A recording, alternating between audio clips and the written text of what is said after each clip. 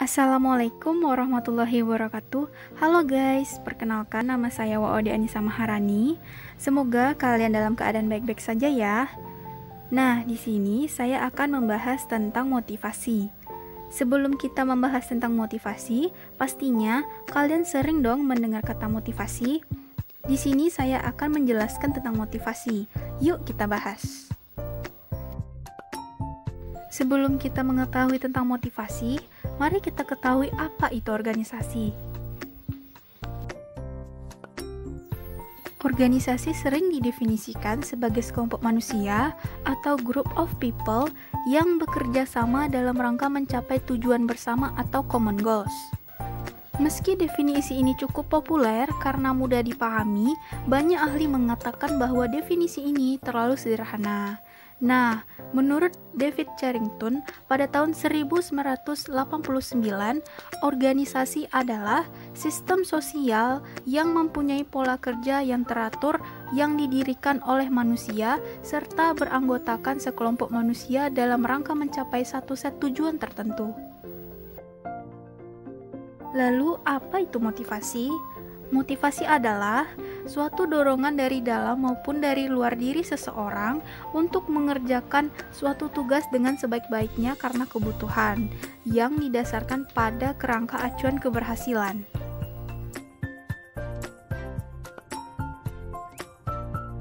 Di dalam motivasi terdapat motivasi sebagai pendorong individu dan pendekatan mengenai motivasi. Yang pertama, ada motivasi sebagai pendorong individu. Yang pertama, menentukan kebutuhan atau kesenjangan kebutuhan. Yang kedua, pencarian jalan keluar bagi memenuhi dan memuaskan kebutuhan. Yang ketiga, pilihan perilaku untuk memenuhi dan memuaskan kebutuhan. Yang keempat, penentuan kebutuhan di masa yang akan datang dan pencarian bagi cara pemenuhannya. Yang kelima, evaluasi atas pemuasan kebutuhan. Selanjutnya, pendekatan mengenai motivasi. Ada 3, yaitu yang pertama, pendekatan tradisional, yang kedua, pendekatan relasi manusia, dan yang terakhir ada pendekatan sumber daya manusia.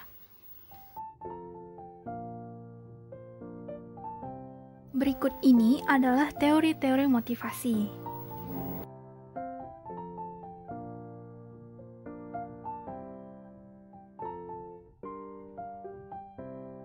Teori yang pertama adalah teori hierarki kebutuhan. Yang pertama, kebutuhan fisik meliputi rasa lapar, haus, tempat bernaung seks, dan kebutuhan fisik lainnya. Yang kedua, kebutuhan rasa aman meliputi keamanan dan perlindungan dari bahaya fisik dan emosi. Yang ketiga, kebutuhan sosial meliputi kasih sayang, rasa memiliki, penerimaan, dan persahabatan. Yang keempat, kebutuhan penghargaan, yaitu meliputi faktor-faktor internal seperti harga diri, otonomi, dan persepsi, serta faktor-faktor eksternal seperti status, pengakuan, dan penghargaan. Yang kelima adalah kebutuhan aktualisasi diri, yaitu dorongan untuk menjadi apa yang mampu dia lakukan, seperti meliputi pertumbuhan, pencapaian potensi diri, dan pemenuhan kebutuhan diri sendiri. Yang terakhir adalah teori kebutuhan Maslow yang telah menerima pengakuan luas di antara manajer pelaksana karena teori ini logis secara intuitif. Teori yang kedua adalah teori X dan teori Y. Asumsi yang dimiliki manajer dalam teori X yang pertama, karyawan pada dasarnya tidak menyukai pekerjaan dan sebisa mungkin berusaha untuk menghindarinya. Yang kedua, karena karyawan tidak menyukai pekerjaan, mereka harus dipakai, dikendalikan, atau diancam dengan hukuman untuk mencapai tujuan. Yang ketiga, karyawan akan menghindari tanggung jawab dan mencari perintah formal, di mana ini adalah asumsi ketiga. Yang keempat, sebagian karyawan menempatkan keamanan di atas semua faktor lain terkait pekerjaan dan menunjukkan sedikit ambisi. Selanjutnya, dalam teori Y, terdapat 4 asumsi berlawanan yang diyakini oleh manajer, yakni Yang pertama, para karyawan memandang pekerjaan sama alamiahnya dengan istirahat dan bermain. Yang kedua, seseorang yang memiliki komitmen pada tujuan akan melakukan pengarahan dan pengendalian diri. Yang ketiga, seseorang yang biasa-biasa saja dapat belajar untuk menerima, bahkan mencari tanggung jawab. Yang terakhir, kreativitas yaitu kemampuan untuk membuat keputusan yang baik didelegasikan kepada karyawan secara luas dan tidak harus berasal dari orang yang berada dalam manajemen. Teori yang ketiga ada teori motivasi higienis. Teori motivasi higienis atau motivation hygiene theory diajukan oleh ahli psikologi yang bernama Frederick Herzberg dengan keyakinan bahwa hubungan individu dengan pekerjaan adalah sesuatu yang mendasar dan bahwa sikap seseorang terhadap pekerjaan akan sangat menentukan kesuksesan atau kegagalannya. Teori yang keempat ada teori reinforcement. Dalam teori reinforcement, kita memiliki pendekatan perilaku yang menyatakan bahwa reinforcement membentuk suatu perilaku. Yang mengendalikan perilaku adalah reinforcer, yakni setiap konsekuensi terhadap tanggapan yang diberikan meningkatkan kemungkinan diulanginya perilaku tersebut.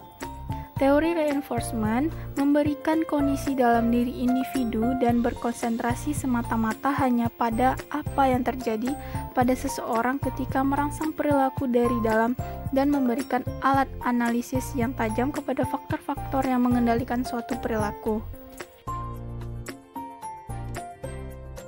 Teori yang kelima ada teori equity. Teori equity yakni bila karyawan merasakan suatu ketidakadilan, mereka dapat membuat satu atau lebih dari 5 pilihan tersebut. Yang pertama, mengubah input atau outcome mereka ataupun orang lain. Yang kedua, berperilaku sedemikian rupa sehingga menyebabkan orang lain mengubah input atau outcome mereka. Yang ketiga, berperilaku sedemikian rupa untuk mengubah input atau outcome mereka sendiri. Yang keempat, memilih acuan perbandingan yang berbeda. Yang kelima, keluar dari pekerjaan mereka.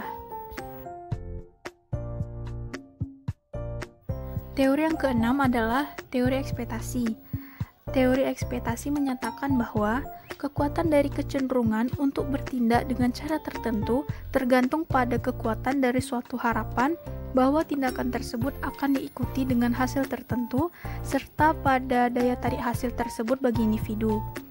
Teori ini menggunakan 3 variabel, yaitu yang pertama, daya tarik pentingnya individu mengharapkan outcome dan penghargaan yang mungkin dapat dicapai dalam bekerja. Variabel ini mempertimbangkan kebutuhan-kebutuhan individu yang tidak terpuaskan. Yang kedua, kaitan kinerja, penghargaan keyakinan individu bahwa dengan menunjukkan kinerja pada tingkat tertentu akan mencapai outcome yang diinginkan. Yang ketiga, kaitan upaya kinerja probabilitas yang diperkirakan oleh individu bahwa dengan menggunakan sejumlah upaya tertentu akan menghasilkan kinerja.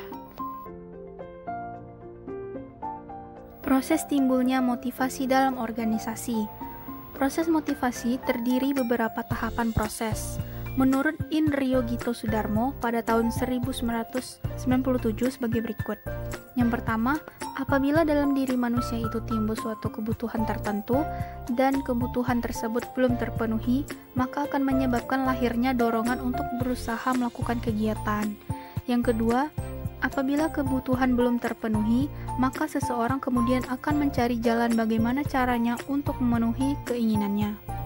Yang ketiga, untuk mencapai tujuan prestasi yang diharapkan, maka seseorang harus didukung oleh kemampuan, keterampilan, maupun pengalaman dalam memenuhi segala kebutuhan. Yang keempat, melakukan evaluasi prestasi secara formal tentang keberhasilan dalam mencapai tujuan yang dilakukan secara bertahap.